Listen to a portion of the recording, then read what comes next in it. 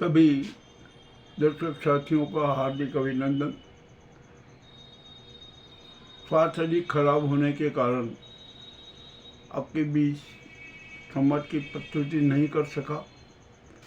अवांछित स्वच्छता है, फिर भी इसीलिए बड़ी देर के बाद संवादों की प्रस्तुति कर रहा हूँ। अभी मैं समाचार देख रहा था तो नाजी गैंग के एजेंट का है तुषार मेहता ने आज सुप्रीम कोर्ट पर बड़े प्रहार की और एक सुनियोजित योजना थी भारत सरकार की, इस नाजी सरकार की, कि सुप्रीम कोर्ट को जलील किया जाए, वहाँ के जो न्यायाधीश हैं उनको आईना दिखाया जाए। ठीक है, आप बताइए। एक यहाँ पर एक चर्चा चली कि आखिरकार देश में संप्रभु कौन। मैंने भी पॉलिटिकल साइंस पढ़ा है ग्रेजुएशन के समय। मैं भी जानता हूँ कि संप्रभुता क्या होती है और संवैधानिक संप्रभुता क्या होती है।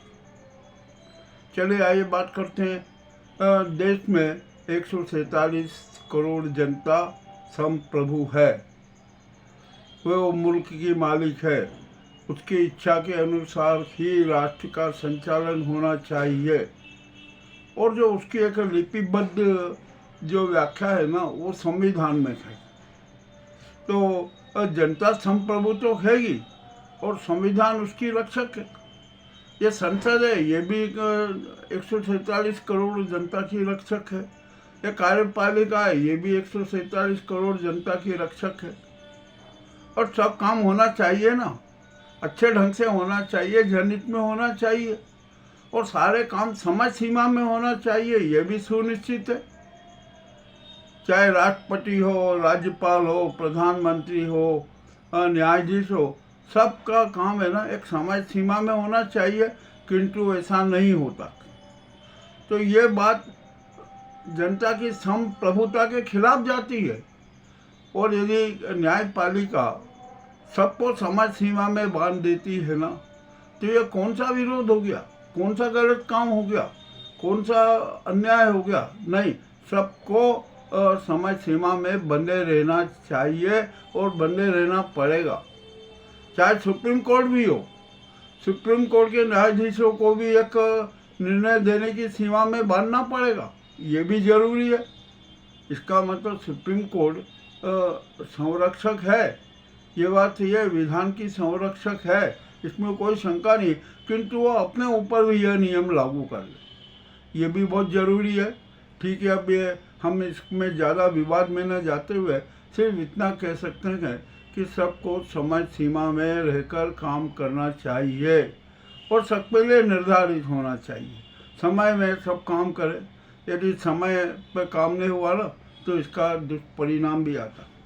और अब यहाँ पर न्यायपालिका में एक बड़ी कुप्रथा है कि जो वकील होते हैं ना वे मनमानी फीस वसूलते हैं। मैंने भी बहुत देखा है, सुप्रीम कोर्ट से लेकर छोटी न्यायपालिकाओं तक में देखा है कि यहाँ पर वकील लोग किस प्रकार का शोषण करते हैं, किस प्रकार मनमाने ढंग से फीस लेते हैं। तो उस पर भी एक नियंत्रण होना जरूरी है। ये जो न्याय की बात है ना, हम कह रहे हैं हमें सरकार के सिखाए हुए आधार पर न्यायपालिका की आलोचना नहीं करना, हम तो सारी व्यवस्थाओं की आलोचना कर रहे हैं, सारी बात बता रहे हैं, सबका सच बता रहे हैं। जो सच है वो सच है, सत्य सबके सामने प्रस्तुत है। मैं विस्तृत भूमिका नहीं बांधूंगा, मैंने जो बिंदु दिए हैं ना उन पर सबको विचार करना होगा। 147 करोड़ संप्रभु जनता को भी और संविधान के रक्षकों को भी। ये तुषार मेहता ने जो आज जो बातें कही है ना न्यायपालिका के समक्ष, ये समक्ष अब सब आप जान लीजिए, इसकी सच्चाई जान लीजिए। कॉलेजियम है कॉलेजियम, आप कॉलेजियम को मान्यता देते हो या नहीं, परंतु अब ये नाजी सरकार तो ये चाहती है कि कॉलेजियम खत्म कर दिया जाए और उनकी मनपसंद के, उनके जो प्रिय हैं वो न्यायाधीश बना दिए जाएं। ये भी हम पिछली राजनीति हम जानते हैं, यह हम आपके सामने प्रस्तुत कर रहे हैं। अब ये तो 147 करोड़ संप्रभु जनता को ही ये मामला लेना पड़ेगा। अब आइए हम बात करते हैं SC ST आरक्षण और उसके सांसद और विधायकों की। संविधान में स्पष्ट है कि आरक्षण कमजोर वर्ग के लिए दिया गया, उसमें एससी एसटी पिछड़े दलित आदि सब हैं, और उनका ये आरक्षण है ना 80 वर्ष के लिए तय है। और संविधान में वर्णित है, मैं नहीं कह रहा हूँ, संविधान पढ़ लीजिए, उसमें वर्णित है। तो यह जो समय सीमा 2030 में समाप्त हो जाएगी। तो अब क्या वास्तव में आकलन करें कि हमने एससी एसटी के जितने भी जो प्रतिनिधि बन के आते हैं, उन्होंने समाज के साथ, अपने साथ और उस वर्ग के साथ न्याय किया है क्या, या वे राजनीतिक नेताओं और सत्तावादी दलों के दुम छल्ले बनकर ही उचकते रहे? संविधान जो स्पष्ट किया है, अब 2030 में नया संविधान संशोधन करना पड़ेगा आरक्षण वर्ग के लिए, आरक्षण के लिए, एससी एसटी और कमजोर वर्ग के लिए। अब देखते हैं क्या होता है क्या नहीं होता है। परंतु मज़ेदारी की बात तो यह है कि सत्ता पक्ष में कितने एससी एसटी के कितने प्रतिनिधि हैं और विपक्ष में कितने प्रतिनिधि हैं। विपक्ष जब संसद में अंबेडकर जी का अपमान हो रहा था, तो उस समय सत्ता पक्ष के एससी एसटी सांसद मेजे बजा रहे थे, तालियां कूट रहे थे। तो कहाँ गया उनका वो दायित्व, कहाँ गई उनकी नैतिकता, कहाँ गई उनकी मानवीयता, कहाँ गई उनकी संवैधानिक भावना? ये भी अब सवाल खड़ा होता है।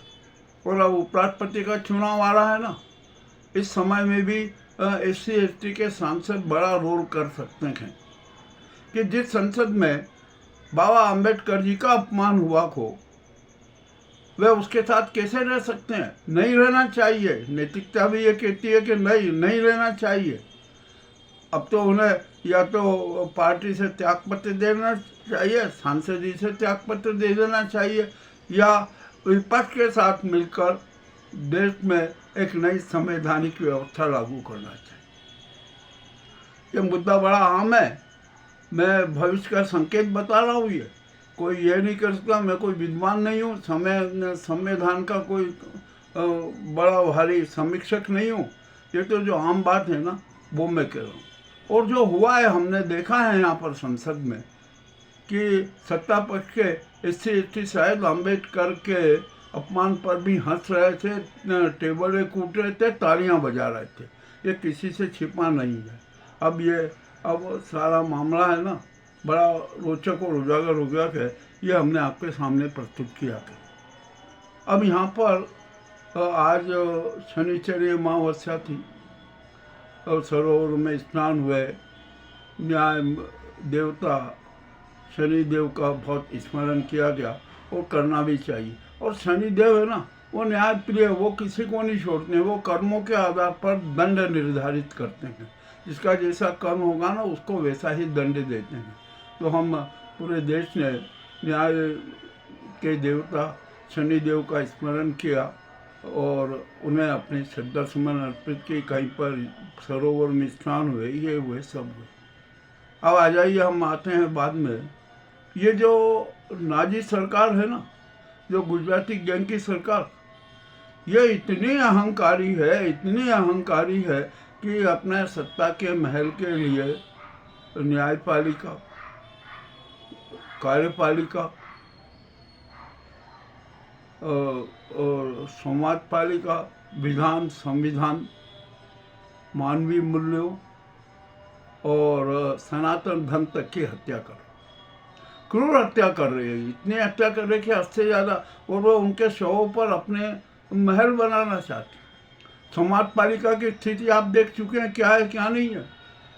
99% संवादक तो इन देशद्रोहियों, राष्ट्रद्रोहियों के जूतों की पॉलिश अपनी जुबान से कर रहे। ये भी किसी से छिपा नहीं है, सब कुछ स्पष्ट है। अब यहाँ पर सवाल आता है कि जो ये नाजी गुजराती गैंग की सरकार है ना, इसका चरित्र कैसा था? इसका चरित्र सबके सामने, हम कुछ भी नहीं कहते, सब कुछ उजागर हो चुका है। क्या क्या हुआ है, क्या क्या घटनाक्रम घटित में, ये 147 करोड़ सब प्रभु जनता को भी ज्ञात है, उसका संज्ञान है। तो ऐसे में अब 147 करोड़ सब प्रभु जनता का एक खुला जनादेश है कि मोदी, अमित शाह, जेपी नड्डा, पूर्व चुनाव गायक राजीव कुमार, वर्तमान चुनाव गायक ज्ञानेश गुप्ता और राष्ट्रीय सुरक्षा सलाहकार डाबोर, इन सबके बारे में क्या जनता का निर्णय है ये भी जान ली। जनता चाहती है कि ये सब झूठ के पुतंग हैं, जुमलेबाजी करते हैं, गुटबाजी करते हैं। देश की 147 करोड़ सब प्रबुद्ध जनता के साथ खिलवाड़ कर रहे हैं। संसद में झूठ बोला जा रहा है। संसद में झूठ बोलने के अलावा आम सभाओं में झूठ बोला जाता है। अरे हद तो तब हो गई जब आप लाल किले की प्राचीर से भी ये झूठ बोलते हो। इससे बड़ा अपराध और क्या हो सकता है? और इस अपराध पर तो तिरंगे को शर्म आ रहा है, तिरंगे की आत्मा रो रही है। देश की जनता कह रही है कि अरे ये क्या हो गया? क्या देश की जनता को भ्रमित किया जा रहा है? देश की जनता के साथ खिलवाड़ किया जा रहा है, संप्रभु जनता के साथ खिलवाड़ किया जा रहा है। मामला अति रोचक है, अति घातक है। तो अब जनादेश आया, जनता ने स्पष्ट निर्देश दिया कि गुजराती गैंग और ये जुमलेबाज, झूठ के रोबोट, जनहित के विरोधी, संविधान के हत्यारे जो सरकारी वर्दी में बैठे हैं ना, इनकी गिरफ्तारी की जाए, इनको गिरफ्तार किया जाए और इनका जुलूस निकाला जाए। ये जनता का जनादेश है। और दूसरा, जनता ने तो स्पष्ट कह दिया कि देश के वर्तमान हालातों को देखते हुए देश में राष्ट्रपति शासन लागू किया जाए। यह जो गुजराती गैंग की जो राष्ट्रद्रोही, जनद्रोही सरकार है ना, इसको तत्काल बंद किया जाए। और राष्ट्र का संचालन सेना, न्यायपालिका के और संविधान के अनुरूप संचालित किया जाए, उसका साथ संचालन किया जाए। ये भी जनादेश का आदेश। किंतु हमारे यहाँ की राष्ट्रपति मुर्मू जी है ना, वो बैठी है। वो उनका जो अभी तक का स्वरूप है ना, वो इस गुजराती गैंग के हाथों की कठपुतली ही नजर आई। उनको कठोर निर्णय लेना चाहिए। जो संप्रभु जनता जो निर्णय दे रही है, सोच रही है, उसका जो जनादेश है उसका पालन करना चाहिए। परंतु आज तक, अभी तक उन्होंने कुछ भी कार्रवाई नहीं की। ये भी एक बड़ी सोचनीय बात है, जनता के लिए सोचने समझने की बात। एक चुनाव आयोग, जो मताधिकार संवैधानिक अधिकार है, सरकार चुनने का अधिकार है। एक एक मत की भी कीमत है, एक एक मत का भी मूल्यांकन होता है। किंतु इस गुजराती गैंग के छाती षड्यंत्रों के कारण मतों की चोरी हो, मतदाताओं के अधिकारों की हत्या कर दी गई। ये भी एक घिनौना अपराध है और ये सुनियोजित अपराध है, सुषड्यंत्री अपराध है। इसके लिए है ना, जो चुनाव आयोग और चुनाव आयुक्त ही जवाबदार हैं, तो उन पर भी कठोर कार्रवाई होना चाहिए। यह जो चुनाव आयोग है ना, इसको इसी तत्काल प्रभाव से भंग किया जाना चाहिए।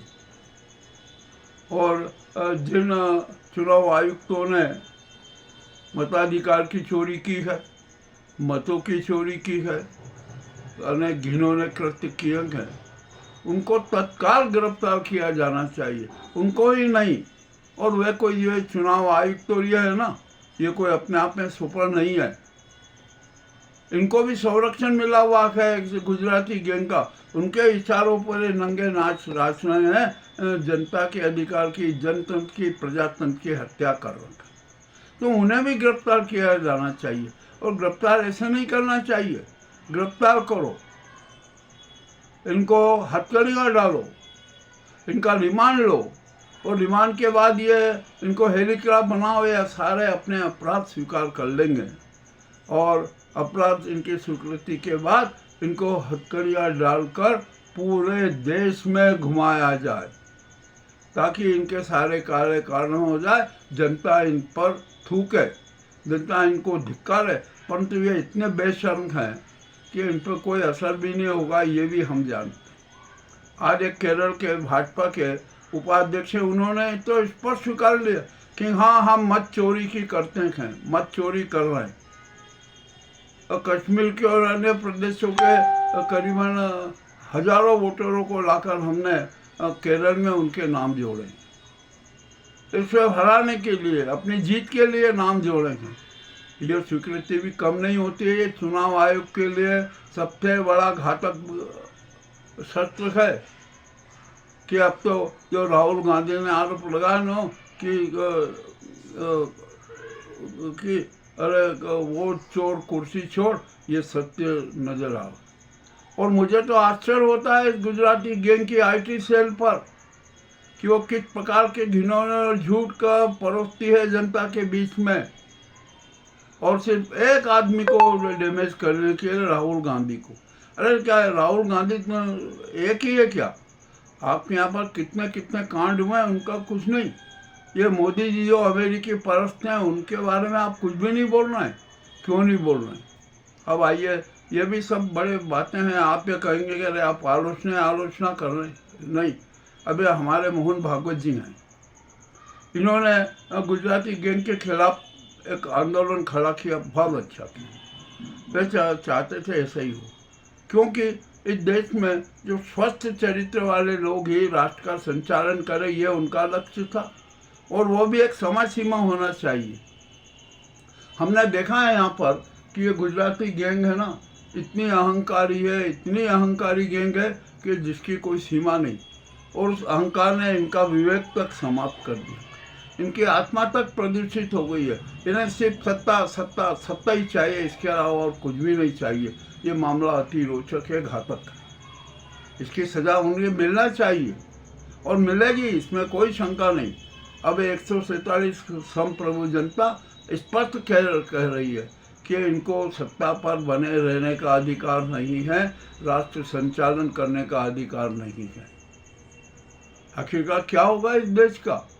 अरे जो संप्रभु जनता है और जो उसकी रक्षक संविधान है, संविधान ही सर्वोपरि है, कानून ही सर्वोपरि है, और 147 संप्रभु जनता ही सर्वोपरि है। ये जो जितने भी जो संविधान के रक्षक बनते हैं, जन कल्याण के, लोक कल्याण के मसीहा बनते हैं, अपने आप को स्वघोषित विश्व गुरु कहते हैं, नॉन बायोलॉजिकल कहते हैं, विष्णु का अवतार कहते हैं, और जो इन्होंने चिंटुओं की गैंग पाल रखी है ना, उस गैंग का चरित्र क्या है ये हम सबको पता है। तो ये 147 करोड़ संप्रभु जनता का जो जनादेश है ना, उसको राष्ट्रपति को तत्काल प्रभाव से लागू करना चाहिए। यदि वो नहीं करती है ना, तो ये भी एक देश के साथ धोखाधड़ी होगी। 147 करोड़ संप्रभु जनता के साथ गद्दारी होगी, खिलाफत होगी। ये जो कड़वी बातें थी, मैंने जो तथ्यात्मक रूप से प्रस्तुत की है, इसमें कोई वो पूर्वाग्रह नहीं है। जो घटना है ना, वो होने वाली है। अब 2030 में जब SC/ST का आरक्षण समाप्त हो जाएगा तो क्या होगा? अभी जो ये चुनाव चल रहा है, ये हो रहा है, सब कुछ हो रहा है, इसके बारे में भी तो गंभीरता से विचार करना पड़ेगा ना। 2030 में फिर से कमजोर वर्ग के आरक्षण का प्रस्ताव लाना ही पड़ेगा। किंतु ये जो गुजराती गैंग और ये की जो सरकार है ना, ये क्या करेगी अब ये देखना।